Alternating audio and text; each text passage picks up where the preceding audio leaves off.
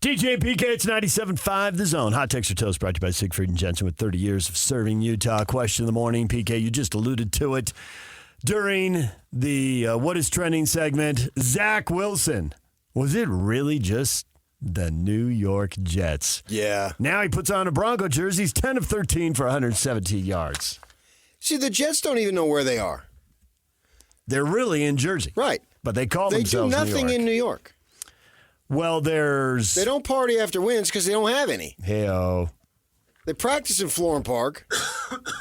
That's in Jersey, They people. play East Rutherford.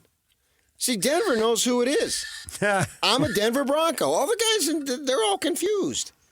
They're not from Colorado Springs. They They're don't not from pay Fort Collins. New York State taxes. Pay Jersey. So they get an identity crisis. So once you go there, they've only won one Super Bowl. Where did they play home games that year? Queens, baby. Shea Stadium. Right. They knew who they were. The Big Apple. One of the 5 boroughs. Not across the river in the Garden State. Everyone's confused. And Denver, you know full well. I'm a Denver Bronco. Literally in Denver. I think that's part of the problem. They don't have an identity crisis. Dave says this is just the preseason, but yes, it was the Jets. Yeah, the Jets. Josh, behind the Jets O-line, it was garbage. He's got a little trash can Right. thing there for 3 seasons. And it would have been 4 if they didn't trade him. The Jets didn't help, Tony says, but having an offensive line is very helpful. Oh, it's a requirement. It's a must. When you take the hike, the snap, and you're literally minus 5 guys, you're in trouble. You know what you're doing? What are you doing? You're running for your life. I mean, no quarterback. I think it was, what was it, Baker Mayfield? And somebody chased him down in Dallas or something? The police? Yeah, he was inebriated and got chased down. Yeah, by so the- he by the was cops. running for his life. That's like the only time it's ever happened. You know what I mean? Everything else, just football, just an overstatement, an exaggeration. He can jump out of the gym. No, he can't. That would be awesome. In fact, he'd hit his head, and he'd get a concussion, and then he'd come crashing to the floor. I like it's it like when people you go say, liberal. "Oh, I'd love to be a fly on the wall." Well, after the conversation, then you're a fly. You're probably going to get swatted to death. Who wants that? Just for a little information? The Fly was a gruesome movie. Doesn't make any sense to me. Didn't like that movie. I'd rather plant some type of, like they do with the mob, like Tony and Tony's mother was going to whack him. A little bug. Yeah, right. Do that, then you don't have to turn into a fly and get swatted. Leroy says the Jets are where quarterbacks go to die. Well, if they're running for their lives. See? And not everyone is going to escape. Some are going to die. Not everyone is buying August football. Pete, it's only one game. Matt, it's preseason. He's got Allen Iverson. Practice. Irregardless. We're talking about practice. So what? Well, it is famous for, you're playing against backups, not the NFL starters you'll face, and the defenses He is a backup. tend to be. He wants to be the starter. Well, he's a backup. He's not starting. The defenses tend to be vanilla. There's another Irregardless, August. he's a backup. He's trying to make the team. Well, he may have just done that. I don't know if he can unseat Bo Nix. If the coach decides he likes Bo, then everybody else is playing for backup Bo roles. knows. Bo knows. Different Bo. I am pro Bo knows. Clever. I've always advocated it.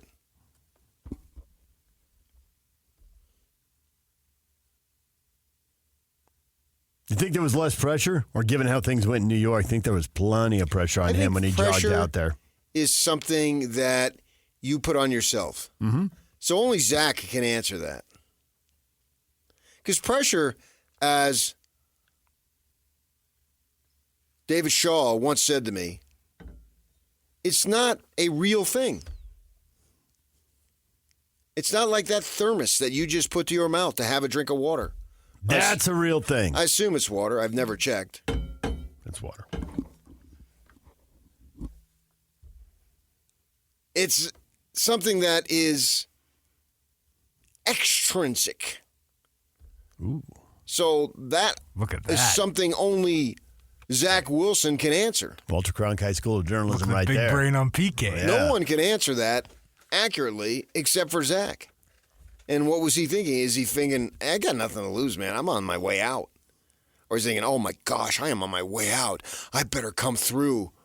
Or I'm just going to have that hottie from Jersey, and she and I are just going to make beautiful kids together, but my glory and fame as an NFL quarterback is out the window. Or he's the exact opposite. I come from a family of extreme wealth. Like your boy, the Herd, was on him for the whole rookie year about how, because his in-law or uncle founded JetBlue and some other company and another guy. And Lisa Wilson comes from a whole lot of wealth, and good for him. So does he take the attitude, there's really no pressure on me. If I don't make it, so what? I'll still have a great life, which is, maybe I'm fine with that if that's the way he wants to think. Because ultimately, a great life is more important than throwing a ball around on Sundays, right? I think we would all agree with that. He's achieved way more than 99.9% of people who ever pick up a football have achieved. It's the same thing with Jimmer. Getting a college scholarship, let alone starting in college, just getting the college scholarship, the odds are so stacked against you. Yeah. So that's an interesting question, but there really is only one person on the planet who can answer that, and that's Zach himself. And my guess is he was able to block that out and play free, because ultimately you have to, no matter what you're doing, and whether it's sports, you've got to be able to think clearly and not be wrapped up in whatever got you down last year, last month, yesterday, whatever. And that's a great philosophical thing to do, but it's hard. So I would at least think there would be a modicum of pressure, knowing that he's got to make the team. I think minimally he can be a practice squad guy if that is something that I guess is better than nothing. Keeps you close, so you're ready when the injury happens. But those guys don't really seem to get the glory. They get to hang on, and they're there. Yeah. But it's a long shot to get to play from there. Yeah, how many guys? I'm thinking of like a Josh Rosen, high pick, didn't pan out, bounced around practice squads, and then like 3-4 years later, you don't hear from him. He's out doing whatever. He's moved on. You know, like the best example, or not the best, but a high profile would be Leinart. And then he goes into broadcasting, so he's still making a name there. And probably because he was from SC and didn't he win the Heisman and all that stuff. So he's a quarterback from USC. Right. If he'd been from Fresno State, he'd be doing something else. Most likely, yes. I get your point. Now he's going to have to build upon this, but what a great start. The talent is there, though, man. And I'm not a quarterback analyst, but I still think the talent is there. You remember that throw? Who could forget? Don says he's in a better situation with the Broncos, but Bo's going to be the starter. Sorry, BYU fans. Yeah, it's not about that. Because if it played out the way it was supposed to, he wouldn't have been the starter last year. And he wouldn't have been the starter this year. But you never know. It's about making the roster and being there. And if you can do that, then eventually something is going to happen to where you're going to get another opportunity. And they do this with quarterbacks. We had a big argument, Riley and I don't know, it was an argument about paying all this money to Jordan Love basically on one season. And you can argue basically on half a season. Yeah. And they did it, and he's the highest paid, and maybe it works out. But we went through some guys who got paid and looked good over there. Looked good for a while and then didn't sustain it. Yeah, who's the Jimmy G really hasn't. Now he's had, you can argue, some injuries. But I named a guy, Kevin Kolb, got in there in Philadelphia. Mm-hmm. And then the Cardinals paid him big money. And then he was gone. Did you name Nick Matt Foles? Castle. Well, Foles hung around, though. He did hang around, but he never played at the level that got him the contract. Well, he won him a Super Bowl. He was a Super Bowl winning quarterback, and it comes out of nowhere, and then gets paid after that. And what did he play for? 3 more teams? I even lost track. I mean, Yeah, but I think he was a journeyman the whole time, though. Journeyman who had a great half season, had 2 or 3 good months. Well, he took advantage of an injury situation. Yeah, but I mean that's all he ever. But he wasn't a young guy who had a little bit of a splash.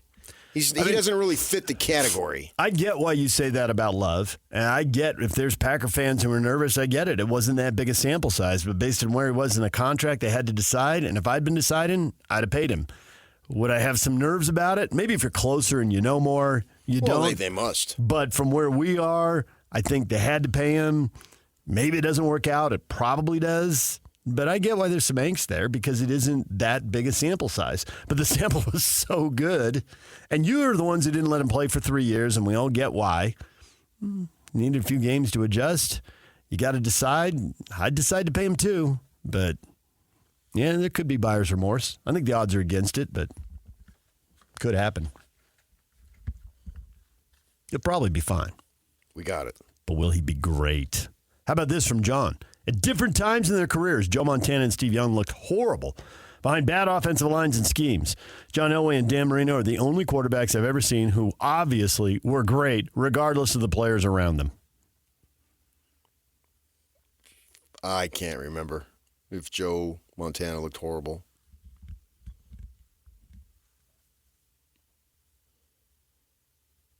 Elway and Marino look great, though. I mean, you're putting Joe Montana in the same sentence as Zach Wilson. That's a little scary.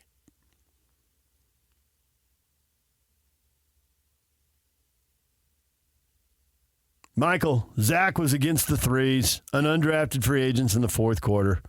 I can't find that in form of a gift, DJ. Sorry. LOL. Not buying it. Talking about a third-team quarterback here.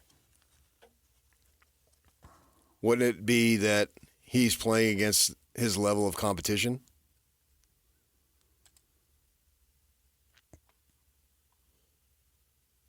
So will they give him some time in the first half in a future game? Or Bo's a rookie, and so in this situation, no. Well, it's interesting to see what they do with those guys. You know, the Bears are the same situation. Jaden Daniels seems like there's 10 guys this year. There's certainly half a dozen. Well, quarterbacks get a big run on now these days as far as being drafted. So all these dudes, how much are they going to play in preseason? You know, a veteran dude doesn't normally play. How much do they go in that situation? That's an interesting deal on how to handle your quarterbacks in the preseason, especially someone we know how they handle veteran guys, but how do you handle the rooks? And are we looking at this right? Should we just look at can Wilson win the backup job? Can he be the second string guy instead of the third guy? If Nix gets it just because Nix is the rookie and he's new and they're going to give him a run, maybe there's nothing you can do about that. But if you beat out Stidham and you're the backup, if Nix gets hurt or if there's production issues, you're the guy. I don't see that. You don't see him as a number 2? Not now, no. Oh, really? No. Stidham's got that locked up. I don't know that Stidham isn't going to start. Apparently you've anointed Nix as the starter. I don't follow it close enough to know that. But I'm looking as the third guy and go from there. Be on the roster, dress, those types of things. Just be in the NFL. And that's all I'm concerned about for him, is to be in the NFL. And then maybe something happens there. I think if you're in the NFL, then you will get another opportunity somewhere. Because he's still young enough to have time on his side. He's not 30 plus. And there's desperate search for quarterbacks. They need 100 of them. Yeah. And there aren't 100 good ones. This is the old Jerry Sloan line. He's not auditioning for the Denver Broncos exclusively by any stretch. There's 31 other teams, and they all watch the film. Yes. He's auditioning for all these potential teams. And maybe they do put him on the practice squad, which then you're aligned, but you're also a free agent. Somebody else comes calling, then the Broncos either got to give you a roster spot or let you go. Right. Yeah, and that's super interesting right there. So I don't care if it's against the fifth string guys. Everyone's watching. I mean, Trevor Riley tells the story of that when he was with Miami, and if you didn't hear from them on Labor Day, that meant show up on Tuesday. You're on the team. He shows up on Tuesday, and they picked up another player who got cut on somebody else's team. So he's celebrating at 6 o'clock Labor Day night, and then he goes in there the next day. Bad news. Yeah. I mean, it's crazy. Like he was talking about that, how that stuff works, right? So, my gosh, who's to say? If he plays well in the preseason and carries it out, would they play 3 games now? They dropped out to 1, right? It's 3. You'd have to assume he'd play in all 3. I don't even know that, but just go on the logic that he does. And I don't know that he'll go 10 of 13 again, but say he plays well enough the next 2, then literally anything can happen. Because he's still young enough. And maybe there was something there with the Jets and changing coordinators and first-year head coach when he got there. And it is the New York area and all. And he was the second pick and golden boy. And his mother was making news. And they were making news for stuff that didn't need to be news-makeable. Because it doesn't help you be a better quarterback. You know, all that stuff. And you had Zach's nil and Mill and that stuff was, it all gets in the way. It's all theater. Yeah. And it plays out in a stage where theater is big. Yeah. If it's with the Carolina Cougars, whatever they are, Carolina Cougars. Nobody cares. I think you mean the Carolina Panthers. I meant the Hornets. No, the Charlotte Hornets. Yeah. Right? Nobody cares about that. I think the Carolina Cougars were an ABA team. I know they were. Oh, they But see, he was a Cougar. Yeah. And then you had the other Cougar there. So you had Cougars all over the place. I could almost graph that. So I know what I was doing there. Genius. But all that stuff. And if it were to happen, there'd be crazier stories. So it's all plausible that it could happen. Just stick in the NFL. Minimally, be a Ty Detmer-like player. And maybe you can go for more in time. But it's exciting that he played well in his first opportunity away from the Jets. And it's the 5th team, it's this, it's that. But he still played well. That's all that matters. He played well. You can come up with all the reasons and excuses why, but he still played well, and that's the most important thing in the moment. DJ PK, it's 97.5 The Zone. Mitch Harper's talking BYU football at 8 o'clock. Steve Bartle talking youth football at 9 right here on The Zone.